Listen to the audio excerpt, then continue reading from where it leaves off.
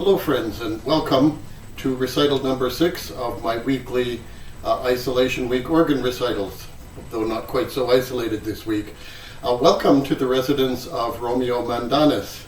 And you see in the background a pipe organ that I built for him in 2001 and added pedals to in 2016 to make a completed pipe organ. This will be a recital of firsts, actually. This is really literally the first time that I'm out of the house other than to go to the store and to the bank and record at the church a little bit in 6 weeks, so yay for that. It's also my first time playing a recital for you guys on a different organ, and actually on a real pipe organ.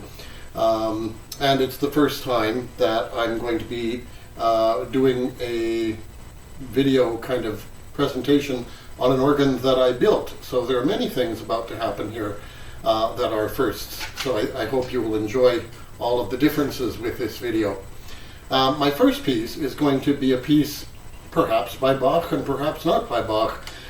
It is in many circles considered to be by Johann Ludwig Krebs, who is the son of a student of Bach's. These pieces, 8 Little Preludes and Fugues, were for many, many years attributed to Bach, and then some scholars got their fingers in the pie and decided, no, it's probably not by Bach, it's likely by Bach's student, and then it was by Bach's student's son. So nobody really knows, but they're wonderful pieces. These 8 Little Preludes and Fugues have taught generations and generations of organists how to play the organ, but they're just wonderful little preludes and fugues. So I hope that you will enjoy Prelude and Fugue number 2 in D minor by somebody or other.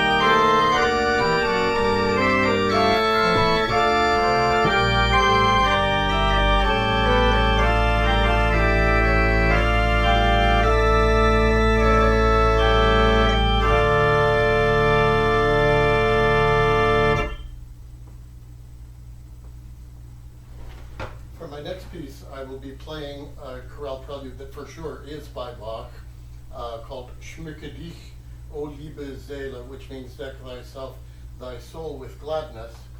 And in this piece, because it's very long, and it has a beautiful decorated chorale line played out here on this manual, I like to use what I call the tremulant to give that a little bit of life, like that. And 2 days ago I had an occasion to open up the bottom of the instrument to show you what the tremulant is all about, so I'd like to do that right now. Well, friends, this is something that nobody ever gets to see when they come to visit the organ usually, because I do not take it apart for them, but I had to do a little repair, and so I have the video camera here, so I'm going to show you a little bit about the winding system for the organ, how it works. Nobody ever gets to see this. So, okay, this right here is a great big blower. It's quite a large one, 3/4 horsepower for this organ, which is bigger than it needs. And it is going to supply wind to this reservoir here in a second, and then this pipe here, which I don't think you can see, carries it up into the organ. And the reservoir goes up and down with a valve in it to either open or close off the wind supply according to demand. And I'll show you that in a second as I turn it on. So I'm turning on the blower now. It's bringing up the wind here, and up goes the reservoir there, floating top like that, rather than a ribbed reservoir. Better. It's an amazing little reservoir for this little organ, totally adequate. So let me show you how that works. If I play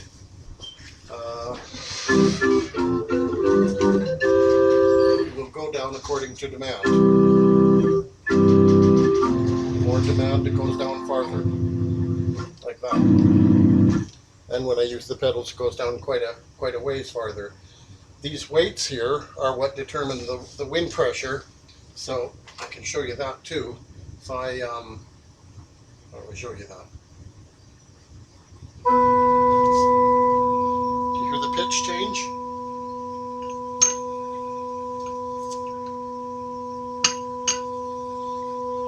The weights squeeze the wind into the organ.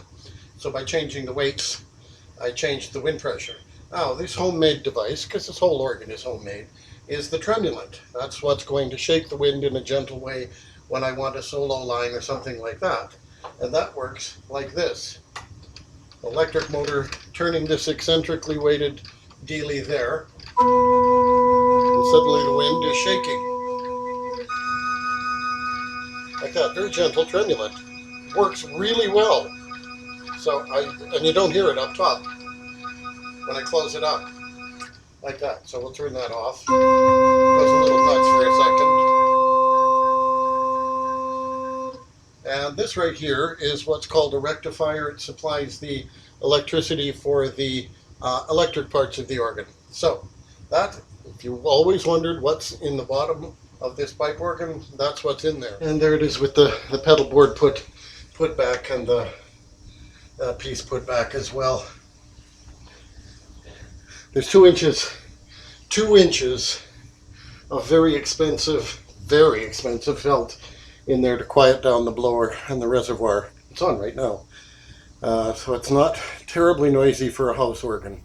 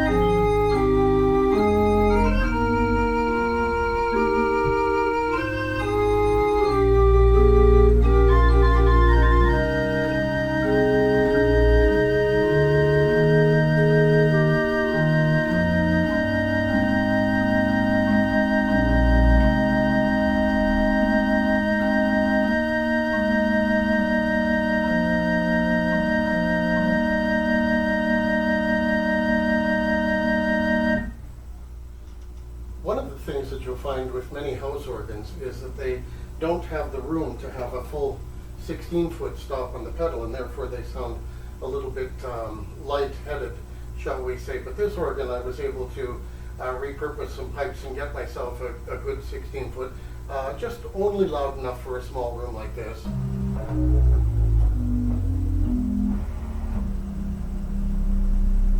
But it's got some body to it.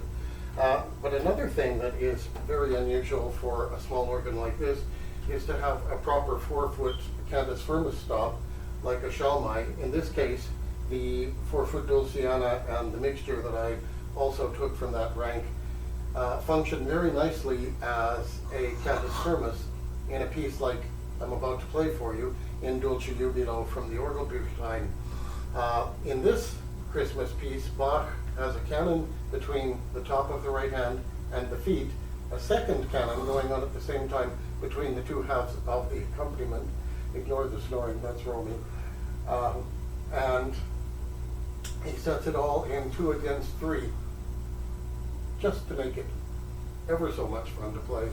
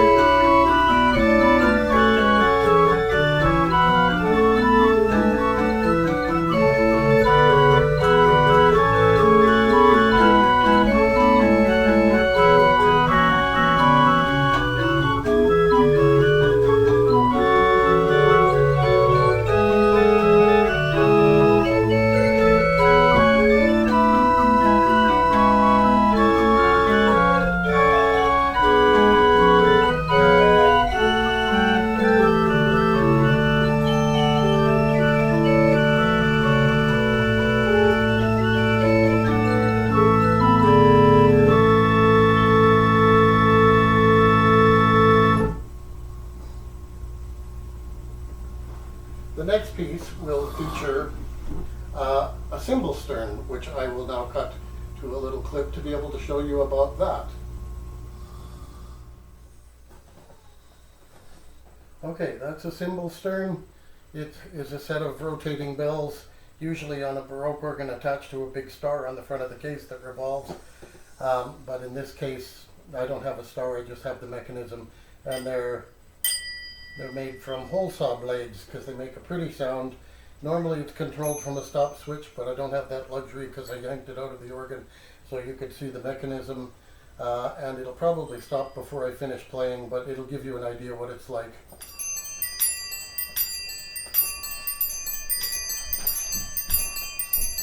Excuse me, Gretel.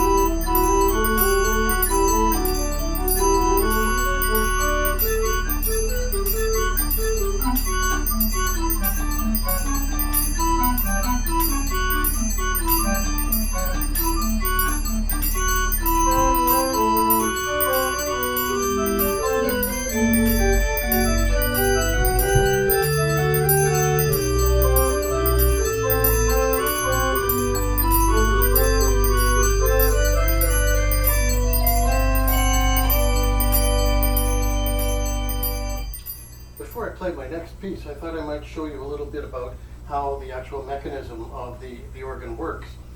This organ actually has two different kinds of action at the same time, which is also rare for small organs. This bottom manual is what we call a tracker action manual, meaning direct mechanical connection between the key and the pipe valves. I'll show you that in a second.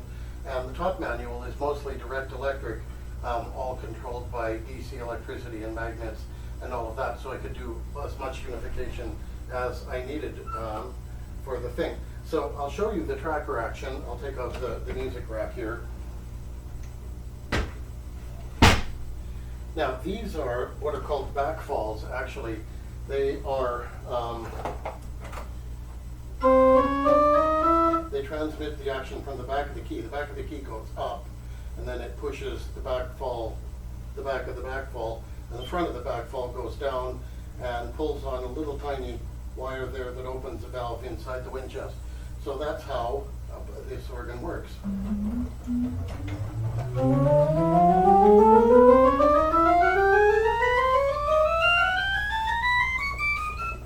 Like that. You can see them working like that. I'm not going to take it apart any more than that for you, but I thought that you might enjoy seeing that much of the mechanism.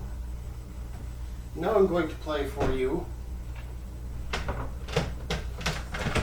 Mozart's Adagio for a glass harmonica. It's an instrument that is based on wine glasses, or the twirling glass trick where you put your finger around the rim of the wine glass and get a lovely pretty sound. Well, Benjamin Franklin, being the clever man that he was, made a way to make that be much more methodical, and with a series of interlocking bowls of different sizes on a spindle and rotating, he was able to get it to be quite an expressive and very playable instrument. Now, how on earth did Mozart in Germany get to hear Benjamin Franklin from America on that? Well, in 1777, it turns out that Ben Franklin was in Paris raising money for the Revolutionary War, and Mozart was in Paris at the same time raising money for the Mozart family, and the two of them managed to meet. And in the last year of Mozart's life, he heard a blind glass harmonica player playing, and it moved him so much that he chose to write this lovely piece that shows off the character of that instrument. The character can't be recreated exactly on organ, but flute stops and to a certain extent string stops will do it. So, Adagio for a glass harmonica.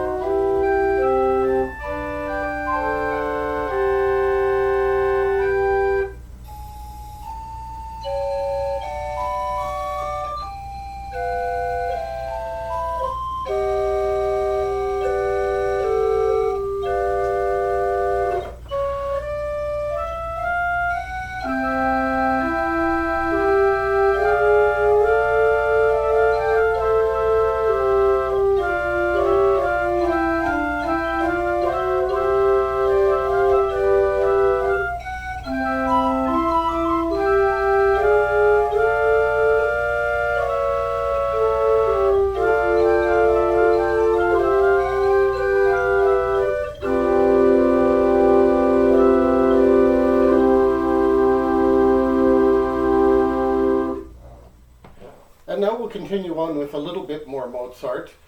When Mozart was working for the Prince Archbishop of Salzburg, Archbishop Colloredo, they had a tradition in the masses of doing a piece called the Gradual before the Gospel and after the Epistle. And so the pieces of music that were played at that time were called Epistle Sonatas, and Mozart wrote 17 of them.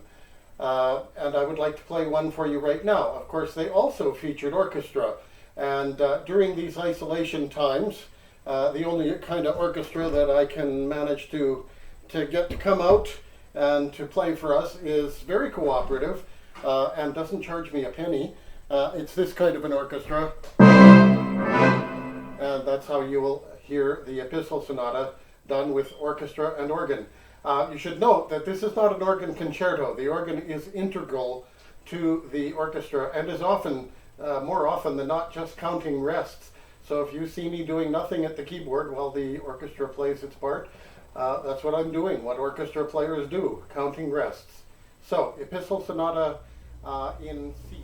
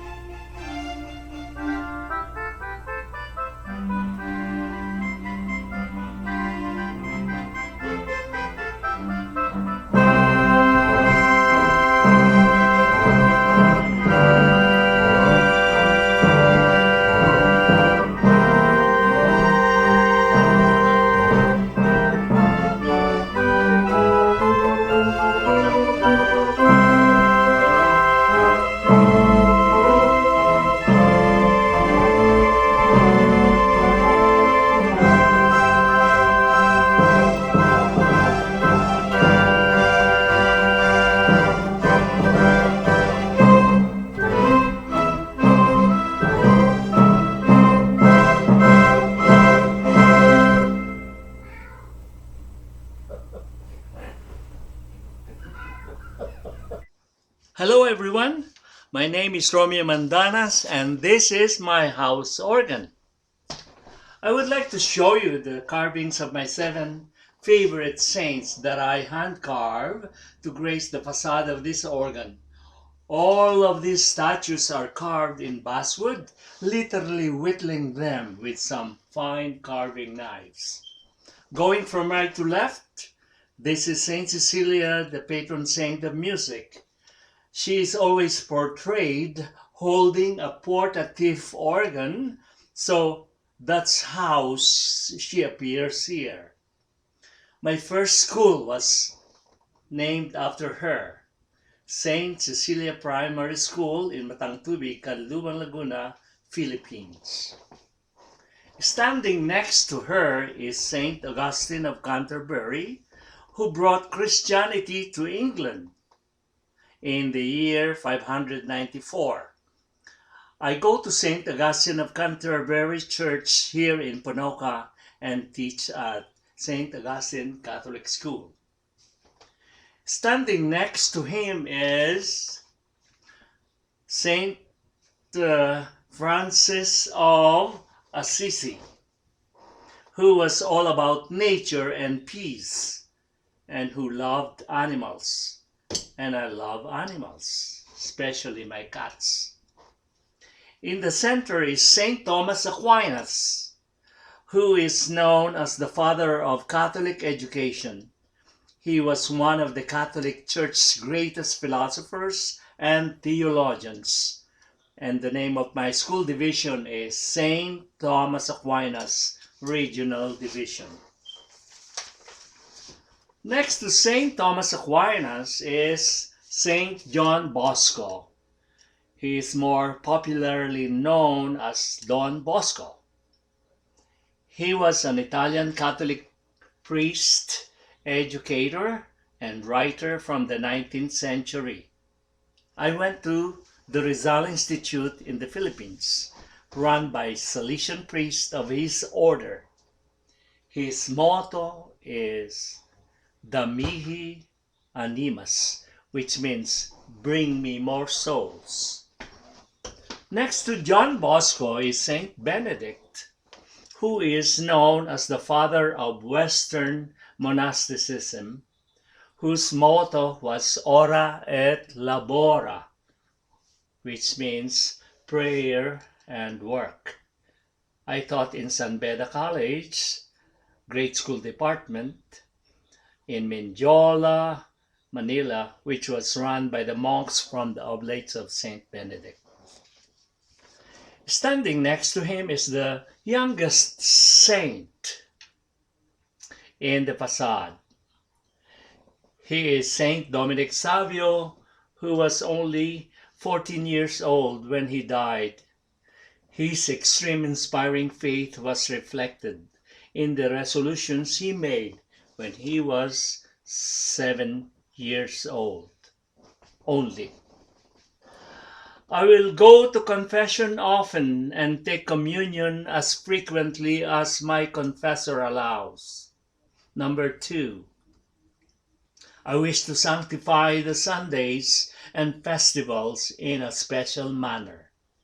Number 3, my friends shall be Jesus and Mary. And the 4th, listen to this, death rather than sin. When we built this facade, the enclosures for the saints had dividers which were full width, and the saints seemed to be so isolated and lonely. We rectified this by cutting in these little easements which would allow the saints to be able to peek and visit and chat with their neighbors.